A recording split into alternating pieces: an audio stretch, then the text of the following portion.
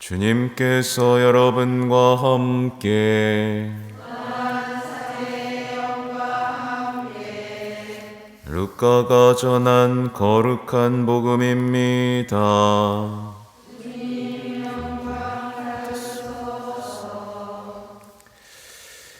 예수님께서 예리코에 가까이 이르셨을 때의 일이다. 어떤 눈머니가 길가에 앉아 구걸하고 있다가 군중이 지나가는 소리를 듣고 무슨 일이냐고 물었다. 사람들이 그에게 나자렛 사람 예수님께서 지나가신다 하고 알려주자 그가 예수님, 다윗의 자손이시여 저에게 자비를 베풀어 주십시오 하고 부르짖었다. 앞서가던 이들이 그에게 잠자코 있으라고 꾸짖었지만 그는 더욱 큰 소리로 다윗의 자손이시여 저에게 자비를 베풀어 주십시오 하고 외쳤다. 예수님께서 걸음을 멈추시고 그를 데려오라고 분부하셨다. 그가 가까이 다가오자 예수님께서 그에게 물으셨다. 내가 너에게 무엇을 해주기를 바라느냐? 그가 주님, 제가 다시 볼 수 있게 해주십시오 하였다. 예수님께서 그에게 다시 보아라, 내 믿음이 너를 구원하였다 하고 이르시니 그가 즉시 다시 보게 되었다. 그는 하느님을 찬양하며 예수님을 따랐다. 군중도 모두 그것을 보고 하느님께 찬미를 드렸다. 주님의 말씀입니다. 그리스도님 참여합니다.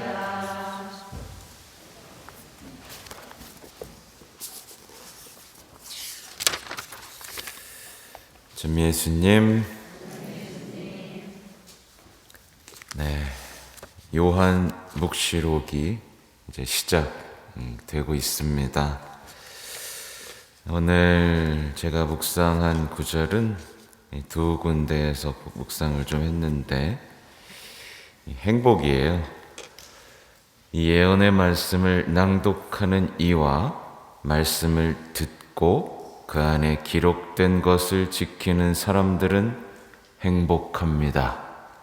그때가 다가왔기 때문입니다. 이렇게 말씀을 우리에게 전해주셨죠. 그러나 어때요? 많은 그리스도인들이 예수님의 말씀을 낭독하는 행복, 듣는 행복, 지키는 행복에 대해서 잘 알지 못합니다. 더군다나 예수님의 재림을 기다리는 행복에는 대단히 무감각해지기도 하죠. 예수님의 말씀을 듣고 낭독하고 지키는 행복이 아니라 온갖 미디어와 강사들이 전하는 행복을 굳게 믿곤 합니다. 여러분은 어디에 속하세요? 예수님이 말하는 행복을 믿어요? TV 강사가 전하는 행복을 믿어요? 그죠? 예수님이죠? 불행할 땐 뭐 봐야 돼요? 성경을 봐야지 TV 보면 안 됩니다. 그죠? 아무튼 예수님의 약속을 믿지 않으면서 복음이 아니라 다른 곳에서 행복 찾는 분들이 대단히 많죠. 그러니까 예수님의 말씀하고 전혀 상관없는 행복, 전혀 상관없는 행복이 뭐예요? 누군가 나를 잘해줘야 행복한 것, 내 삶에 문제가 없어야 행복한 것, 이런 거짓된 가짜 행복을 자꾸만 행복이라고 생각하는 거죠. 어제도 말씀을 드렸지만 TV에 나오는 세상이 전하는 행복은 다 예수님 없는 행복이에요. 예수님 없이도 행복해질 수 있다라고 말하는 사람들의 행복을 쫓아가면 어떻게 되겠어요? 신앙을 잃겠죠. 그리고 행복도 잃겠죠. 또 이제 예수님이 다시 오신다고 하면 우리 어때요? 기뻐야죠. 그죠? 근데 종말이다 라고 얘기하면 많은 분들이 걱정하면서 두려워합니다. 이건 대단히 부끄럽고 수치스러운 일이죠. 왜냐하면 재림, 곧 예수님이 다시 오신다는 것은 내가 사랑하는 분이 나를 만나러 오신다는 뜻이에요. 이건 어떤 소식이죠? 대단히 기쁜 소식이죠. 그렇죠? 그러니까 예수님이 우리한테 오신다는 소식을 들었다면, 굳게 믿는다면 우리는 예수님이 가장 싫어하는 거 뭐예요? 죄죠. 그죠? 죄를 미워하면서 기쁜 마음으로 이제 예수님을 기다리는 겁니다. 예수님께서는 다시 오셔서 죄를 벌하실 것이고, 그죠? 물질적인 것들, 예수님에게서 오지 않은 것들은 다, 그죠? 사라질 것이기 때문이죠. 뒤에 보면 이제 7교회에 이제 이 글을 쓰고 앞으로도 이어지겠지만 오늘은 특별히 이제 에페소 교회에 어떤 말씀을 전하고 있습니다. 예수님은 우선은 에페소 교회를 칭찬하죠. 그들이 신앙을 지켜내고 인내하고 지치지 않았다는 것, 이것 때문에 칭찬을 하시는데 이어서 이제 비난하시죠. 이제 딱 이건 잘못했구나 라고 지적을 하시는데 이렇게까지 얘기합니다. 내가 어디에서 추락했는지 생각해내어 회개하고 처음에 하던 일을 다시 하여라.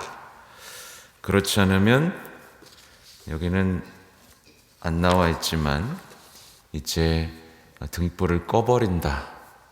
말하자면 너희 교회는 소멸될 것이다 라고까지 말씀을 하세요. 잘 했는데 뭐 때문에 추락했다 그랬어요? 처음에 지녔던 사랑을 저버린 것. 열심히 신앙을 지켰지만 사랑이 사라진 공동체에게 너는 추락했고 회개해야 된다라고 따끔하게 지금 말씀을 하고 계신 거죠. 그러니까 우리의 신앙을 돌아보게 만드는 내용입니다.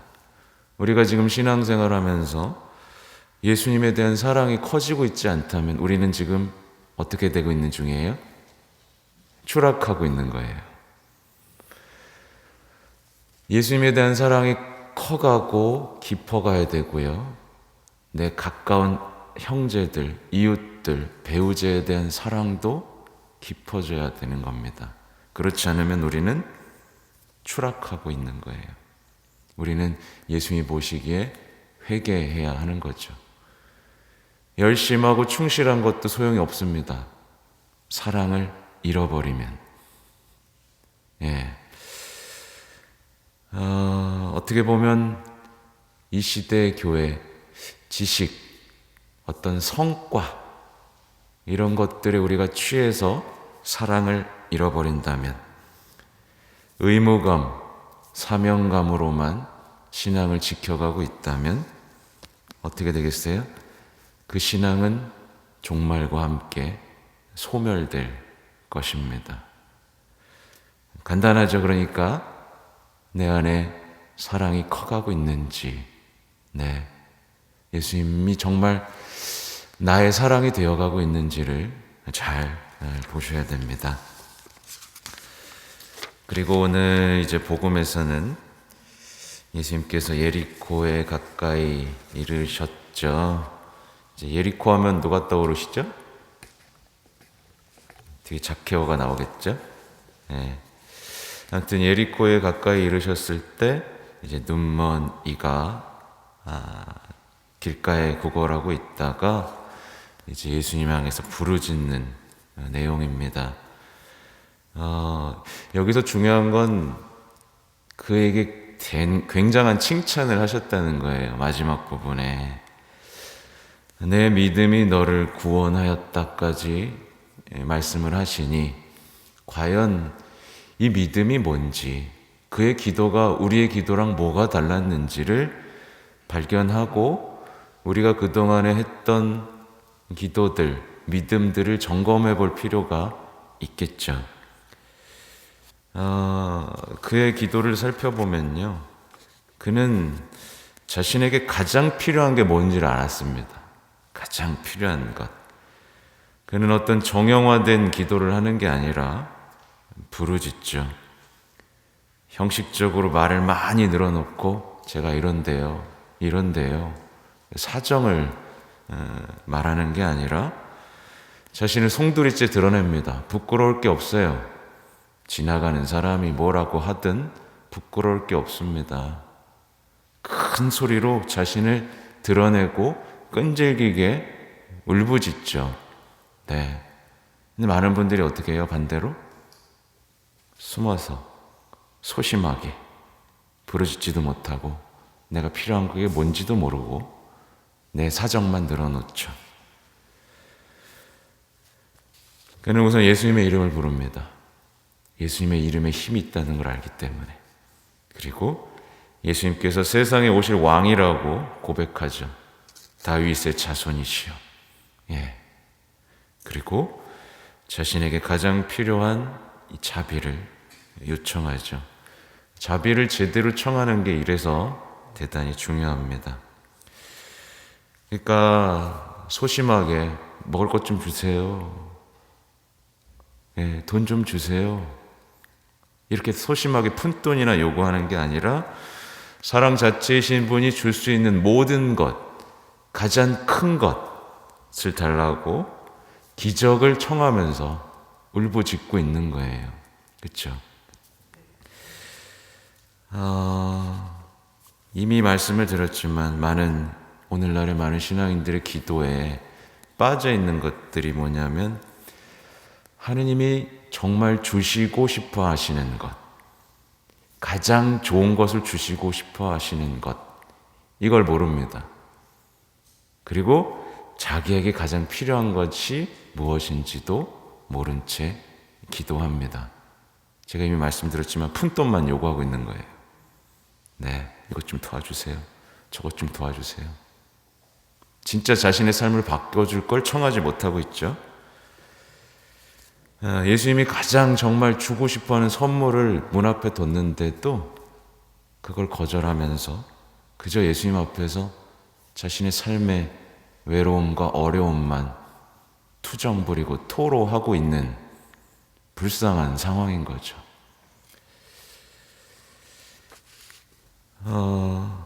제가 유튜브를 하다 보면 이 댓글에 그런 내용들이 많아요. 아유, 말씀대로 살긴 너무 어려워요. 이런 얘기가 너무 많습니다. 그럼 말씀대로 안 살아서 행복해졌습니까? 아니거든요. 말씀대로 살기는 싫어하고 신앙생활은 어렵고 힘들다고 투정만 부리고 의심 속에서 기도하고 어떻게 기도해야 될지 모르겠다라고 여기 갇혀 있는 거죠. 예. 말씀대로 아까 나오잖아요. 말씀을 낭독하고 듣고 기록된 것을 지키는 사람들은 행복한데 말씀대로 사는 게 어렵다고 투정만 부리면 그 사람은 예수님께 아무것도 얻을 수 없습니다. 그죠? 예리코에 이제 눈뜬 눈뜬이죠. 이제 눈머니가 아니라 눈을 떴어요. 즉시 떴습니다. 그것도 말씀은 언제나 제가 말씀드리지만 말씀은 언제나 지체하지 않습니다. 즉시 이루어집니다. 가장 필요한 것은 즉시 주어집니다.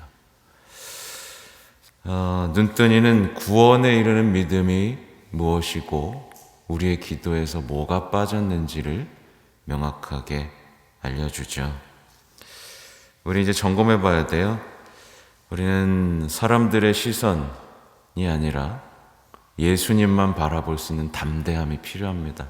누가 나를 죄인이라고 보면 어때요? 그죠?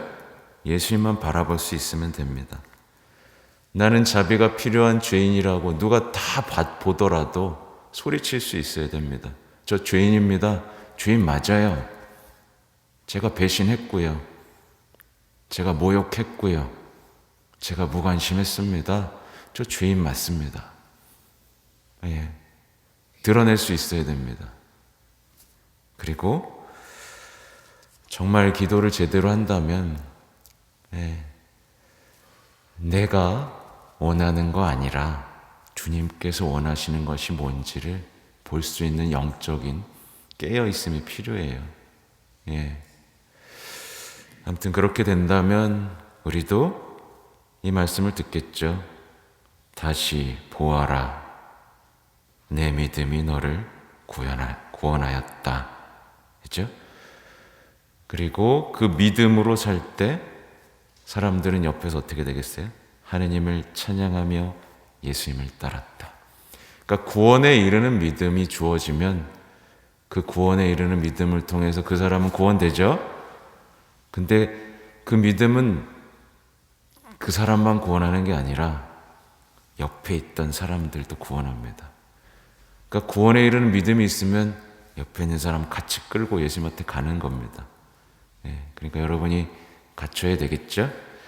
모두 구원에 이르는 믿음을 갖추고 주변 사람들이 하느님을 찬양하고 찬미할 수 있도록 우리의 잘못된 것들을 바꿔나가는 오늘이 되면 좋겠습니다. 아멘.